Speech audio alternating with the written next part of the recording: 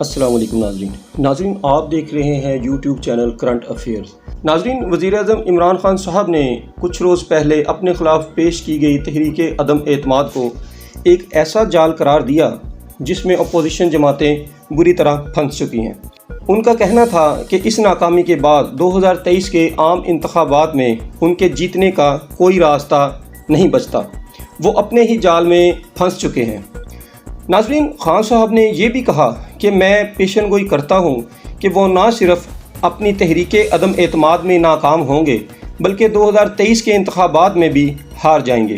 وزیر اعظم عمران خان صاحب نے پاکستان اوورسیز کنونشن سے خطاب کرتے ہوئے کہا کہ میں تحریک عدم اعتماد لانے پر اپوزیشن جماعتوں کا شکریہ ادا کرتا ہوں۔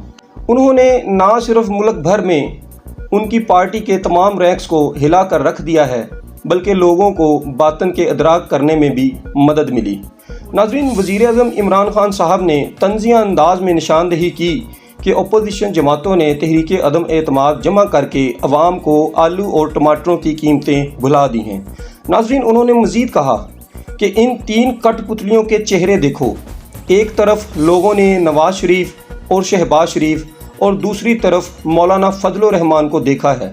ناظرین، عدم اعتماد کے اقدام کو اللہ تعالیٰ کی طرف سے خان صاحب نے ایک احسان قرار دیتے ہوئے کہا کہ وہ اپنی حکومت کی قسمت پر اپوزیشن جماعتوں کے بار بار دہرائے جانے والے بیانات سے تنگ آ چکے ہیں۔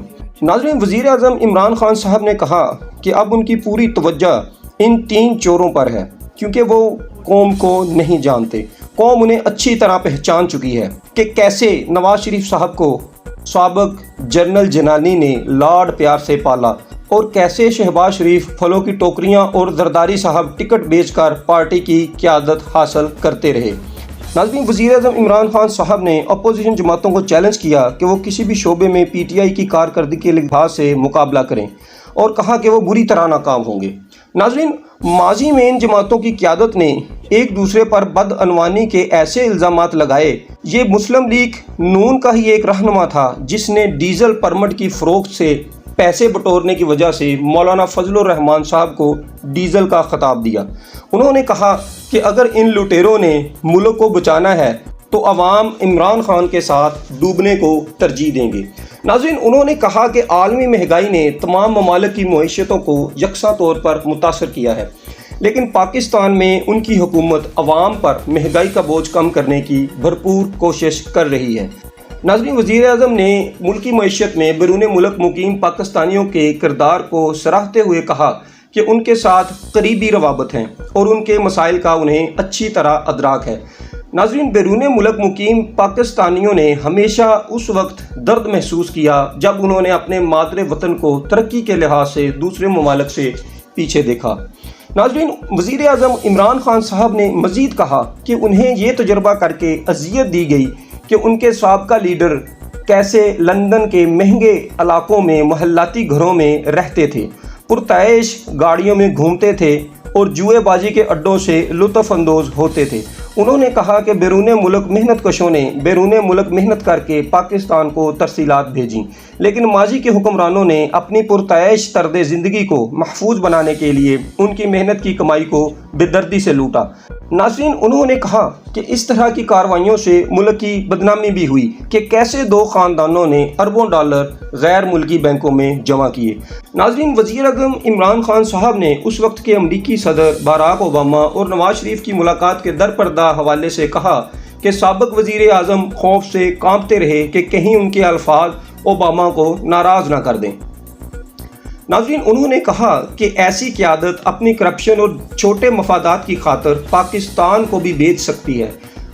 ناظرین، انہوں نے ایک بھارتی صحافی برکھا دت کی کتاب کا حوالہ دیا جس میں دعویٰ کیا گیا تھا کہ نواز شریف صاحب کیسے بھارتی وزیر اعظم نریندر مودی سے خفیہ ملاقاتیں کرتے تھے۔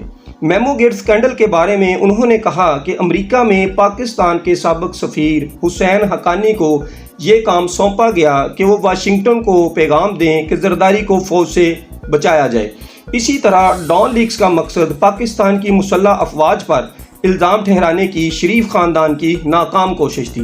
ناظرین، مودی سابق army chief general Raheel Sharif پر جھوٹے الزامات لگاتے رہے اور دوسری طرف میاں محمد نواز شریف صاحب انہیں اپنی شادی میں مدعو کرتے رہے۔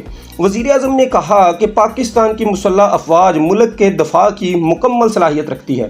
پیپلز پارٹی مسلم لیگ نون کے 10 سالہ دور حکومت میں پاکستان کی سرزمین پر 400 کے قریب ریکارڈ ڈرون حملے کیے گئے۔ امریکہ نے یہ بھی شرم محسوس نہ کی کہ پاکستان ان کی جنگ لڑ رہا ہے اور وہ بدلے میں پاکستان پر ہی ڈرون حملے کر رہا ہے۔ ناظرین، وزیر اعظم عمران خان صاحب نے کہا کوئی بھی بین الاقوامی قانون، جج، جیوری اس عمل کی اجازت نہیں دیتے۔ ناظرین، انہوں نے کہا کہ دہشت گردی کے خلاف اس جنگ کی وجہ سے ملک کو 80,000 ہلاکتوں کا خمیازہ بھگتنا پڑا۔ ناظرین، اس کے علاوہ 35 لاکھ سے زیادہ لوگ بے گھر ہوئے۔ ناظرین، انہوں نے کہا کہ وہ کبھی بھی امریکہ اور برطانیہ سمیت کسی بھی ملک کے خلاف نہیں رہے، کیونکہ آپ کسی خاص ملک کے لوگوں کے خلاف نہیں ہو سکتے۔ انہوں نے امریکی قیادت میں دہشت گردی کے خلاف جنگ کی مخالفت پر اصرار کرتے ہوئے کہا، آپ کسی بھی ملک کی طرف سے چلائی جانے والی بعض پالیسیوں کے مخالف تو ہو سکتے ہیں، لیکن کسی ملک کے مخالف نہیں ہو سکتے۔ ناظرین، انہوں نے کہا کہ عراق پر امریکی حملے کے خلاف ہونے والے مظاہرے میں انہوں نے خود شرکت کی۔ ناظرین، وزیر اعظم عمران خان صاحب نے کہا جب تک بھارت 5 اگست 2019 کے اپنے متنازعہ اور یک طرفہ اقدامات کو منسوخ نہیں کرتا، قانونی طور پر اور اخلاقی طور پر مقبوضہ جموں و کشمیر پر کسی قسم کی کوئی بات نہیں ہو سکتی۔ ناظرین، انہوں نے مزید کہا کہ ہندوستان میں ہندتوا کے نظریے کی سماج کے پڑھے لکھے لوگوں کی طرف سے سخت مخالفت کی جا رہی ہے، لیکن فاشسٹوں کی موجودگی میں عوام کو ظلم و بربریت کا سامنا ہے۔ ناظرین، اگر آپ کو ہماری یہ ویڈیو پسند آئے تو اسے سبسکرائب کریں، لائک کریں اور شیئر کریں، اور ہاں، بیل آئیکن کو دبانا مت بھولیے گا۔ خوش رہیں، خوشحال رہیں اور اپنے میزبان کو اجازت دیجیے۔ اللہ حافظ۔